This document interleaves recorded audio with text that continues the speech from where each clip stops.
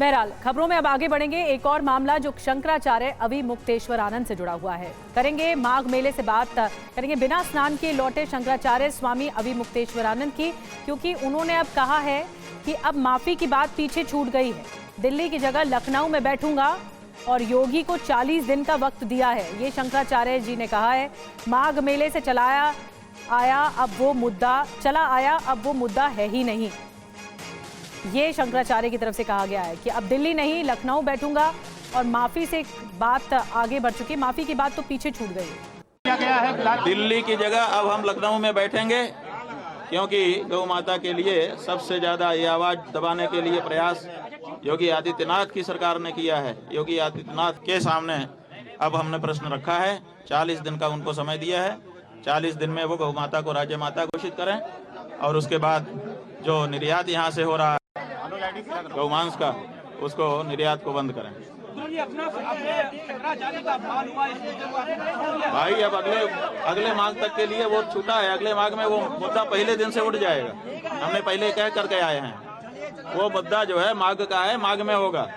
अब जब वहाँ से हम चले आए तो अब मुद्दा क्या है? किसी भी कीमत में माफी नहीं। माफी किस बात की? गौ माता की हत्या करने वाले को माफी?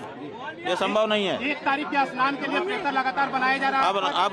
अब वो सब बात पीछे छूट गई। अब तो आगे जवाब दो, जो हम प्रश्न उठा रहे हैं उसका जवाब दो। लखनऊ कब जाएंगे?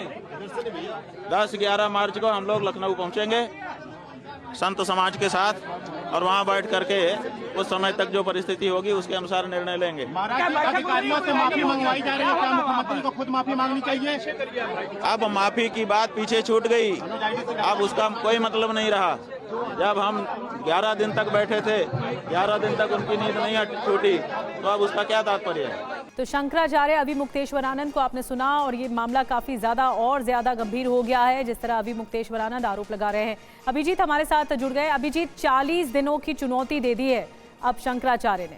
निश्चित तौर पर देखिए, शंकराचार्य ने विरोध का बिगुल फूंक दिया है और अल्टीमेटम दे दिया है 40 दिन का। जो कार्यक्रम उनका बड़ा कार्यक्रम दिल्ली में होना था, अब उसको उन्होंने लखनऊ शिफ्ट कर दिया है। वाराणसी से अब लखनऊ पहुंचेंगे साधु संतों के साथ, और सीधे सीधे सरकार को, मुख्यमंत्री को उन्होंने चुनौती दी है कि 40 दिन के भीतर आप खुद को हिंदू साबित कीजिए, गाय को राज्य माता घोषित कीजिए और पूरी तरीके से जो गौकसी पे रोक लगाइए उसको प्रतिबंधित कीजिए। तो अब जो गेंद है वो सरकार के पाले में है। और जहां तक बात माफी की हो रही थी, जिस तरीके की जानकारी सामने आ रही थी, प्रशासन की तरफ से कोई पहल की गई है कि शंकराचार्य से कुछ समझौता हो जाए और वो 1 तारीख को जो पूर्णिमा का स्नान होता है वो करे वहां पर सम्मान। लेकिन अब वो सहमति भी नहीं बन पाएगी, यानी कि सरकार प्रशासन और शंकराचार्य के बीच में कोई बात अब नहीं बनने वाली है। ये बात स्पष्ट कर दिया है शंकराचार्य ने, क्योंकि लगातार कयास लगाए जा रहे थे कि क्या कोई मध्यस्थता हो रही है, बातचीत चल रही है और प्रशासन और शंकराचार्य के बीच में शायद सुलह नाम की कोई चीज हो जाए माफी मांगने के बाद या फिर उनको ससम्मान स्नान करवाने के बाद। लेकिन आज की प्रेस कॉन्फ्रेंस में शंकराचार्य ने अपनी तरफ से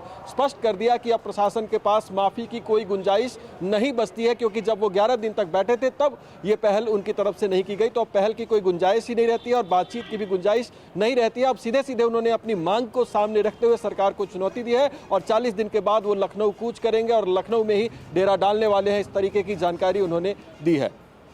ठीक है, संत समाज को एकजुट करने की अब कोशिश होगी शंकराचार्य अवि मुक्तेश्वर आनंद की, और योगी सरकार को सीधा अल्टीमेटम 40 दिनों का दे दिया है। बहुत बहुत धन्यवाद अभिजीत, उनकी मांगे क्या है ये बताने के लिए।